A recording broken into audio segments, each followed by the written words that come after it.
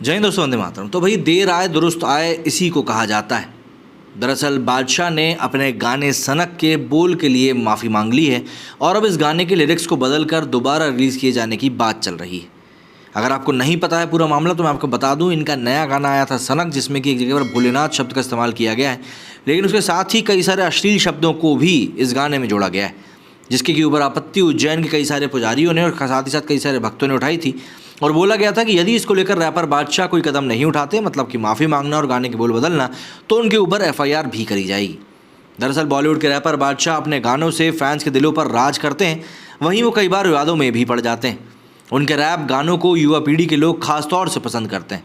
वो अपने गानों को लेकर सुर्खियों में बने ही रहते हैं। हालांकि कई बार ऐसा होता है कि सिंगर उनके गानों में इस्तेमाल किए गए शब्दों को लेकर लगातार विवादों में ही बने रहते हैं।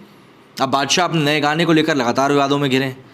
इस गाने के खिलाफ सिंगर का जमकर विरोध देखने को मिल रहा है और रैपर के खिलाफ शिकायत भी दर्ज करवाई गई, जिसके बाद उन्होंने माफ़ी मांगी। बादशाह के गाने सनक पर जमकर विवाद बढ़ता जा रहा है और अब इस पूरे मामले पर सिंगर ने माफ़ी मांग ली। रैपर ने इंस्टाग्राम पर एक पोस्ट साझा किया है, जिसमें उन्होंने लिखा है कि वो गलती से भी किसी की भी भावनाओं को आहत नहीं करना चाहते।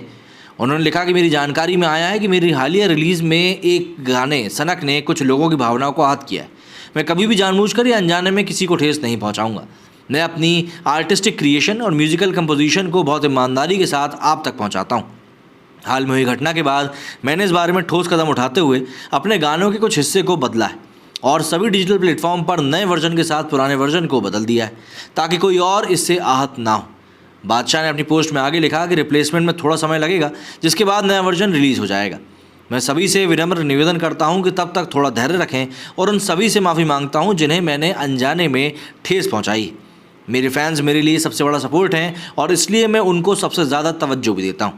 लेकिन देखिए, यहाँ पर समझने वाली बात है कि आप सेक्स और इन सब चीज़ों के साथ में अगर भोलेनाथ शब्द का उपयोग करेंगे, तो मुझे ऐसा लगता है कि आपको ऐसे गाने लिखते वक्त ही ये ध्यान में रहता होगा कि भाई इससे लोगों को आपत्ति हो सकती है। और फिर बादशाह का नाम तो इसके पहले भी कई सारे ऐसे ही कर्मकांडों में आ चुका है, व्यूज़ वाले जैसे हुए थे। तो ऐसे में बादशाह ने कहीं ना कहीं एक वर्ग ये भी कह रहा है कि पूरा पूरा कंट्रोवर्सी के लिए जमाया हुआ प्रपंच था, जिसको कि हम लोगों ने अपनी आंखों के सामने घटित होते हुए देखा।